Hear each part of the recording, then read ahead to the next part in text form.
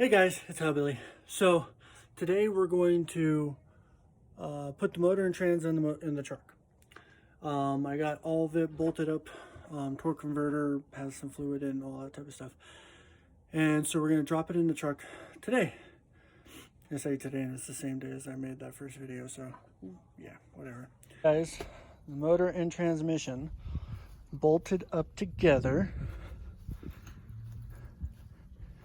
Getting ready to go in the hole. All right, so you guys don't have to see the full length of how long it takes us to get it in there. Here's a time lapse of us getting the engine in.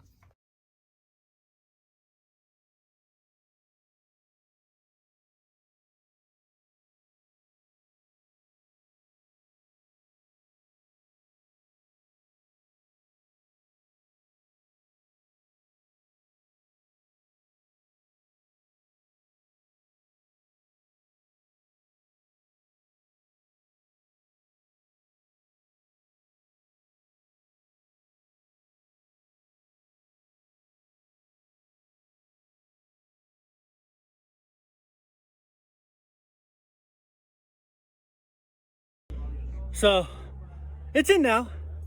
All right, guys, so we got the engine in and never had any issues with the engine sitting in the engine bay itself. But the one issue that I am having is the transmission is sitting way too high. And the issue with having the transmission too high is I have a divorced transfer case, as you can see here. That means it's not connected to the transmission. So the angle that it would be at is too steep for the U-joints to be healthy. So because I put a bigger pan on it, I've got to notch that. Not a super big deal. I'm gonna plate the bottom of it, cut it here and then over here, plate it there, and then on top of that, I can't take that structure out because that's where my leaf springs bolt up to. But because I have to make a brace for the rear of the transmission, I'm gonna have another brace across the back of this. So the frame is still going to be nice and stiff, well, as stiff as this frame is. But yeah, so you're going to see me cutting and welding. I've already cleaned it up so I can start welding. So I'm going to weld that bottom plate on, and I've already cut the plate for the bottom piece of this brace. Here's that plate. It's really nice and thick, and it's 23 inches long, so I'll be able to go from one side of that brace to the other. And I'm going to heat it up and bend it as I go, and then I'm going to be welding it on there with some pretty thick welds. All right, guys, so you can see that I put the plate up there, and now I'm going to take my welder and weld it up. So here's I'm gonna time lapse it for you guys so it doesn't take so long. All right, here we go.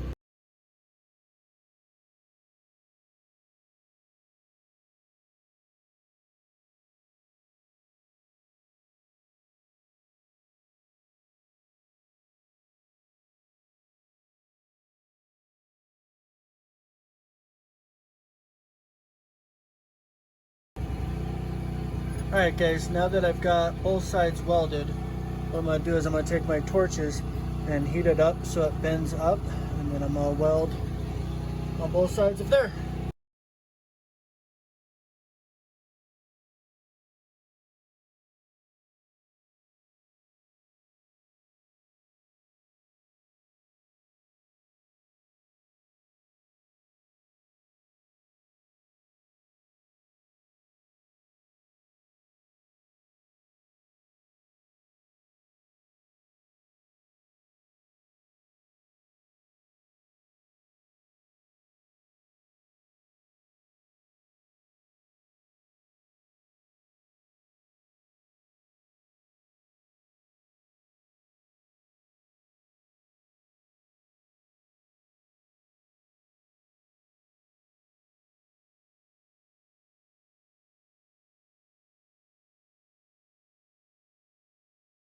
All right, guys, well, I'm losing daylight, and so I'm gonna pick this up again tomorrow, but I'm gonna show you what I've done so far. So I've welded the flat parts on both sides, and then this side I've molded, heated up, hammered, and all that type of stuff. So tomorrow I'm gonna weld that. I'm gonna let that cool down overnight, and then tomorrow I've also got to do that, and then notch on the other side of the pan, and then make the cross member. So I will see you guys tomorrow. Hey guys, so it's the next day. I did some work before I started recording, and finished up molding that plate to the bottom of that cross member, welded it up, all that type of stuff, and I actually cut out where I need that oil pan to sit. So I'm going to show you that, but I'm also going to box in the rest of it before the transmission sits in its final spot. I'm hoping that I can keep this deeper oil pan on there, as I'd like to. It's going to be my tow rig, so I'd like to have that extra capability.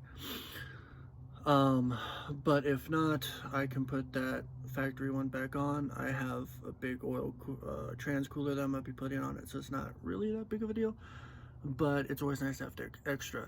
So I'm going to show you what I did now. So as you can see, I took a fair bit out, and that's why I'm going to plate it all in. But this is the end product. So made it wider than the oil pan, because even if I put the smaller one on, still need it to sit where it needs to sit. But yeah, so this is what I did. I heated it up and hammered it into place on both sides and welded that, and I went ahead and welded the factory rivet points too, so that way it just stiffens it up. So the transmission is down, and where it's going to be sitting is obviously going to have a little bit more of an air gap, all that type of stuff. But one thing I'm happy with is the angle. I can live with that angle. It's not going to give me much vibration or anything like that, and that transmission sits a lot lower than what it was, so I'm happy with that, and I'll be able to keep my pan. All right, so I'm all done now. The top and the bottom have been plated. I do gotta cap those, but I'm gonna do that at a little bit later. Now I can focus on getting the transmission where it needs to sit. And yeah, using the welder, and went to go flip down my face guard and caught the brake line. So now I have to make a new brake line. Yay! Alright guys, that's going to be the end of today's video. And hope you liked it. Had a little bit more action this time. The best way to get knowledge is to actually go out and do it. If you mess up, you can fix it. You'll learn how anyway. Alright guys, have a good day.